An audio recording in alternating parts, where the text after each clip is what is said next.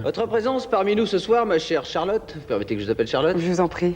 Me donne le sentiment que se prolonge encore un peu l'état de grâce dans lequel je baigne depuis une semaine déjà, depuis que j'ai vu au cinéma le Cyrano de Bergerac de Jean-Claude Rappeneau. État de grâce dans lequel baigne aussi mon filou depuis la même projection, et même si la discrète bouée qui lui entoure la taille et consécutive à son mépris forcené de toute pratique sportive, lui est dans cette baignade d'un précieux secours. Attention, si j'évoque Cyrano à travers vous, Charlotte, que nos téléspectateurs ne se méprennent pas et n'aillent pas chercher une allusion perfide aux dimensions de votre propre appendice nasal, dont l'avantage de profil ne doit ses contours qu'à une hérédité bourbonne certifiée. Je peux en effet faire preuve d'une certaine muflerie, parfois, mais je sais aussi me retenir, même si la pension alimentaire que je verse mensuellement à mes 17 enfants naturels tend à relativiser cette idée.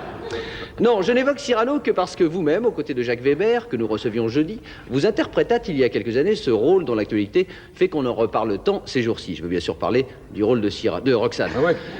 Et je me revois cette soirée à Mogador, où je vais vous applaudir en compagnie du Tout Paris des grandes premières théâtrales. Tout le monde se bousculait pour entrer. Et je me souviens faisant la queue, coincé entre Richard Klederman et Henri Chapier, forcé à interpréter quelques pas d'une torride autant qu'involontaire lambada.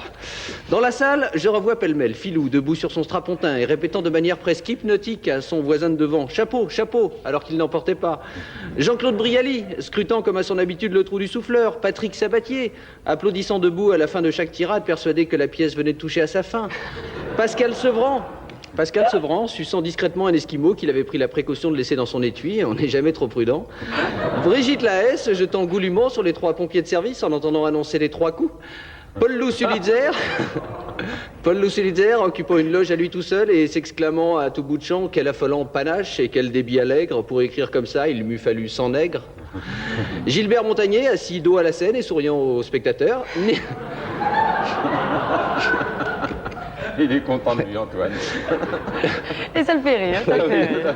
Avec quand il fait la liste. Nicolas Hulot, suspendu acrobatiquement dans les cintres par la partie de son individu censé lui assurer une descendance, à l'occasion d'une séquence yo-yo, wouhou, encore dans toutes les mémoires de machinistes.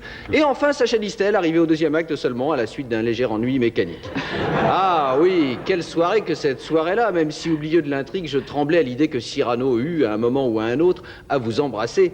Car le risque n'était-il pas réel que vous éborgnassiez réciproquement?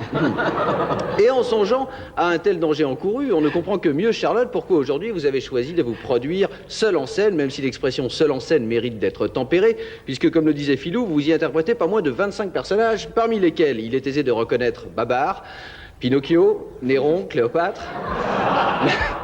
le maréchal Ney, Néfertiti et Pif le chien. Voilà, mais il suffit, je me suis montré assez mufle comme ça pour ce soir, qu'il me soit permis, Charlotte, en vous accueillant, de saluer la comédienne, drôle, enjouée et pétillante que vous êtes, et qui sut incarner avec tant de talent et de justesse dans Chouan, le film de Philippe de Broca, que nous recevrons bientôt, avec Sophie Marceau, que nous recevions il y a peu. Et oui, c'est un petit monde que le monde du spectacle.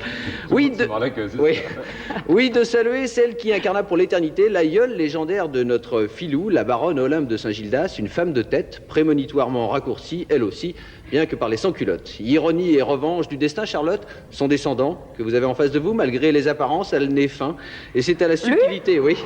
Et c'est à la subtilité de son flair que nous devons la joie de vous compter parmi nous ce soir. Merci Antoine. Bravo. C'est pas mal pour un lundi. Très bien, très bien.